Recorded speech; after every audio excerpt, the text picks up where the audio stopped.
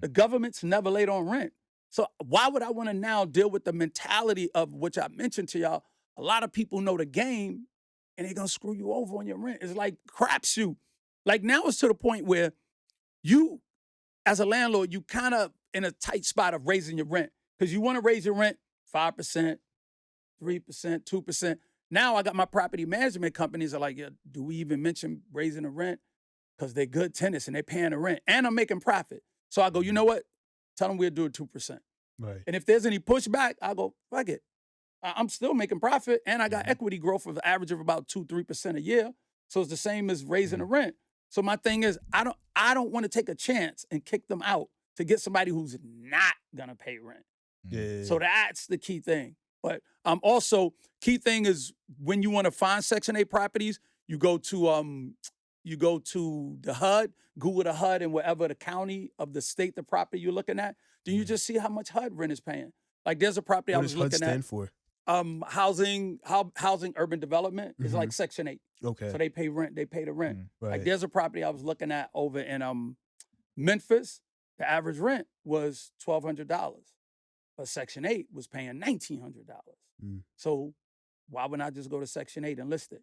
So you find a property, and here's another thing, if it's a duplex, with a duplex is the only time I'll tell you I'm cool with buying a vacant one side of the duplex, as long as you got one tenant in there that's paying the rent. So now what you do is you get that other one listed to rent or you contact HUD and get that joint filled with a Section 8 while the other tenant's paying rent. But fully vacant, cool. Also renovations, I'm not the guy like to be doing renovations or working with renovations out the state. Like I see houses and people be like, yo, house cost me $700, but you know, there's no roof, there's no floors, which is cool if you got a team that could do it. But a lot of people don't know nobody with construction, especially another state. It's like, I don't know, man. I heard contracting horror stories before. Contracting is worse, but that's different. See, contracting when the house is solid is already a risky thing. But when you need a contractor who could do your roof, who could do your foundation. Like you need big stuff done now. You ain't even there. You pay somebody else to manage the project and get it done for you. Like if you just paid $500 for that house, but now you just got a fix and flip loan on it where now you could get it fixed and all that. That money runs out at a certain point. You got to make sure that you spent that money accordingly to get the job done. And if all that money runs and you ain't get that place done, you got to find that money. And now there's a holding cost on that money every month. So you got to take some of that money to pay for the monthly expenses on getting it. Look, man, just buy your tenant occupied property, B. Right. So now you say your plan is usually about average 5 years. So now when you selling it, how do you save on your taxes though? Because like I know like when you selling it's also like a huge tax bill, isn't it? Nah. No? Well, here's the thing. When you have your LLC and you have everything set up in the right CPA, I have a structure, you know, where I call it the 3 must-have LLCs. Like I've been in the game for a little while. I don't recommend nobody who just have one property to do it. Like you get a couple properties, I use one LLC as an acquisition to buy my properties. It holds the mortgages. I use another LLC as my holding to hold the property after I bought it. So I bought it in one property that has the mortgage. Then I'll take that property, transfer it out of that LLC into a holding for anonymity. And now the mortgage is on one LLC. The property is being held in another LLC. Then I have the third LLC, was the property management. That property management one, it collects the rent. Why is that so important? Because if you have the same LLC you bought the property in and you holding the property in, if somebody sues the LLC and your bank account is attached to that LLC, they season it up. They freeze the bank account. Your money is frozen.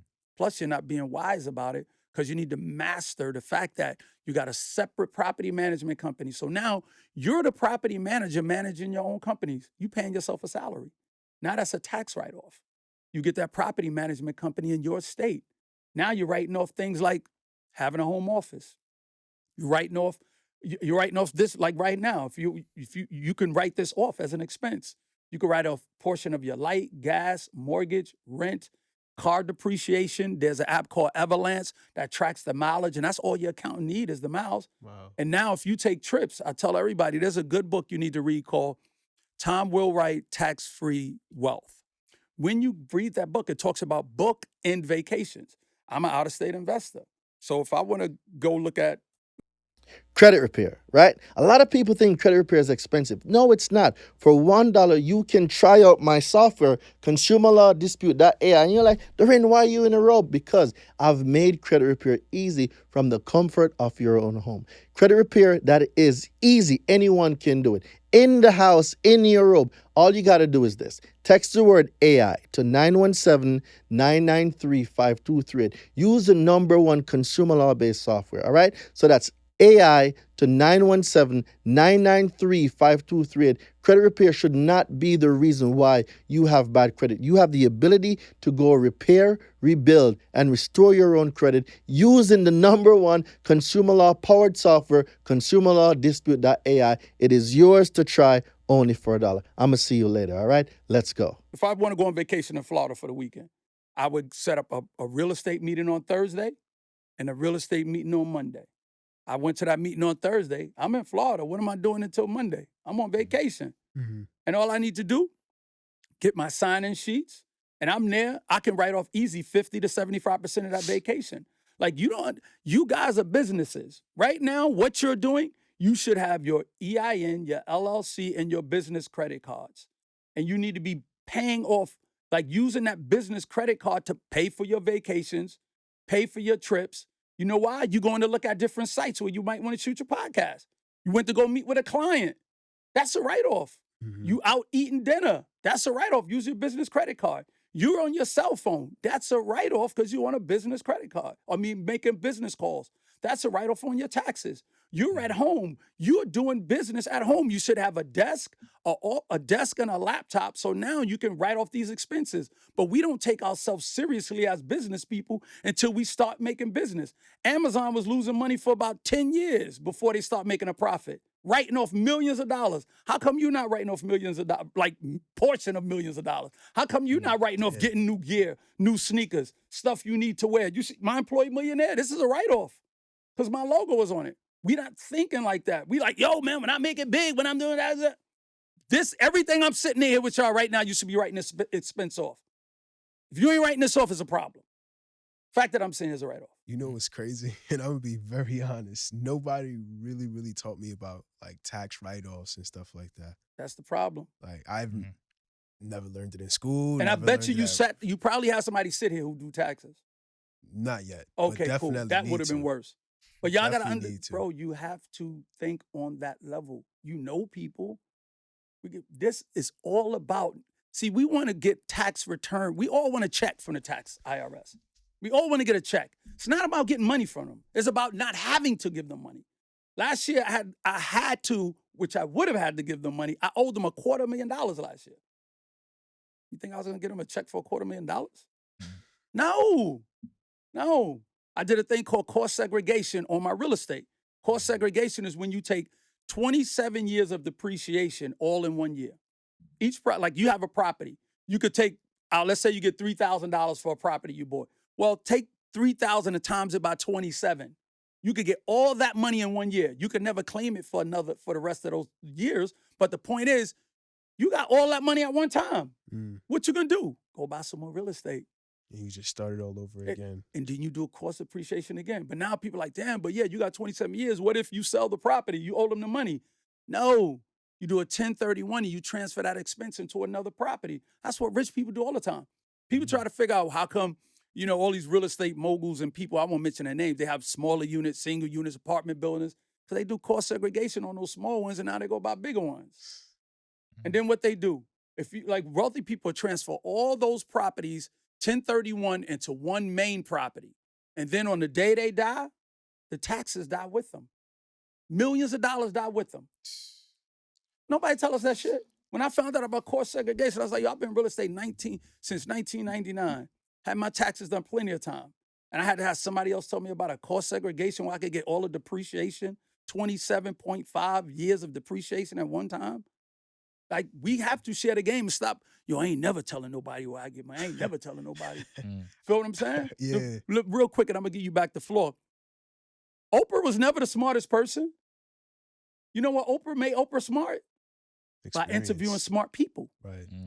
And she's perceived as being smart. Now look what it did for her. She took all that knowledge she was getting from everybody, opened up Harpo Studios, opened up all this stuff. Now, genius. This is how y'all guys got to absorb the knowledge from people and now take notes and how to use it to grow. And now when you have conversations outside of this, you take the information I just gave you, you learn it, now you start to speak it. Now you are extremely smart. Cause like my thing is I just learn like parts, like I never really learned the whole thing. It's just usually like little parts of taxes, things like that. Like for example, the 1031 exchange, like I learned that part where it's like, all right, cool. If you sell a property now, you have about 45 days before you actually get a next property. So that way you don't pay all those taxes that, you know, like it's eating into your profit, you know, Yeah. it's just money that you just throwing up in the air pretty much, you know? Right. So it's just me learning like bits and pieces and things like that. So definitely, I'm speechless. I'm not, Come on, y'all. We got work to do. Let's go. We ain't even get out the country yet. I just was about to jump in. Like, yo, I'm dead speechless, bro. Bro, I'm not even gonna lie. I just learned a lot just by that. Just Storm just going off just now. Because I'm like, damn, like I never heard this information. Like, I don't know if it's gatekeeping. Like some people, like you just don't hear this information that often. You know what I mean? So, but I do want to jump into your out-of-state portfolio. I mean, your out-of-country portfolio. Because now you said that now you're not really like, I mean, you're still doing the out-of-state, but now you're going out of the country. That's next level. So, like, how's that been going? Like, how has that been going? Man, out of the country is the best thing I could have ever done because it's expanding. If you're not growing, you dying, straight up.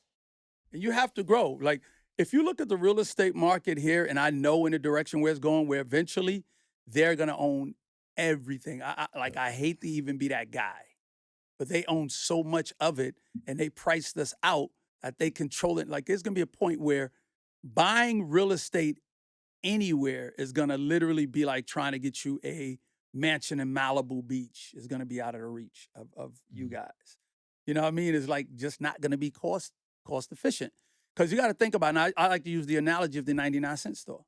Like, what happens when the 99-cent store, and I look at all them states that I was buying cheap houses, what happened when the 99-cent store turns into the $5.99 store? Like, there's no more 99-cent stores because nothing is 99 cents. Everything is $5.99. And that's what's happening. But out of the country, I wanted to do it because I knew I didn't want to live in this country too much longer for the value of, we want to make more money, but you're not making more money for you. You're making more money because you're feeding America's greed, right? We really are. Like you pay more taxes. You gotta like right now with costs. What's this congestion pricing? They're charging people to go to work, bro. Yeah. So you get charged to drive to work, then you paying taxes on your check. Now you buy stuff with the money you've been taxed with already, and you get taxed with the remaining money when you go buy an item. Bro, when I went to several countries I'm going to talk about me being in the Cayman Islands, right? When you buy real estate, and I've been in 3 other countries, and their taxes is the same. When you buy real estate, you only get taxed one time on a house when you buy it. Here, we pay taxes on our real estate every year. We pay taxes. Other countries, no, you don't. And other countries don't even have landlord-tenant court. Like, there's countries, bro, and I'm here bugging because I'm like, oh, I want to buy it. I'm looking at buying this 10-unit. So they give me all this work, and you're looking at it, and it's everybody paid the rent on the first. I said, all right, I know somebody was late. What's going on? So I contact my agent who contacts them, and they're like, got me on a call. I said, no, Storm, I don't think you understand. Nobody pays the rent late. Everybody pays the rent on time. I'm like, how is that possible? I said, because in this country, we don't have no such thing as landlord-tenant courts, right? And everybody in this country who has a job has to have a permit to work. Whether you're a foreigner or a local, we give you a permit to work. Why is that permit so important? Because if you don't pay rent, the landlord reports you, you lose your work permit, and you get fired from your job. And now you don't have a job. The country don't have homelessness.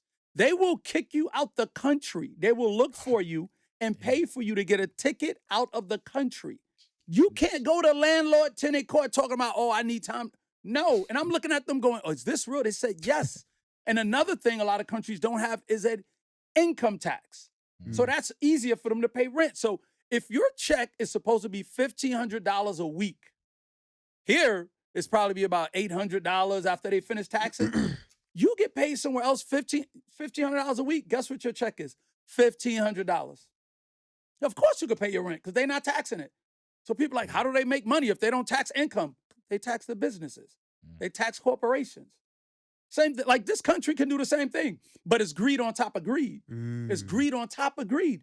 And think about the infrastructure around us, bro. Like, everything's falling apart. Bridges falling apart. Roads falling apart. Everything's falling apart. I'm going to all these countries. Let me back up. There's no reason the United States shouldn't look like Dubai with all the money. And we've been around for so many years. True. All the money they collect. Dubai pop up and that shit look crazy. And I tell people this, the reason why you having this big war over in Israel is about real estate. That's all it's about. People being killed for real estate. Gaza is some of the most sought after waterfront property in the world. I want you to take a look at what Gaza used to look like on YouTube. Look how pretty it is at that water. When they finish blowing up and getting all the people out of there and doing the horrendous things they're doing, yo, they're gonna have that place looking like the future, the city of the future.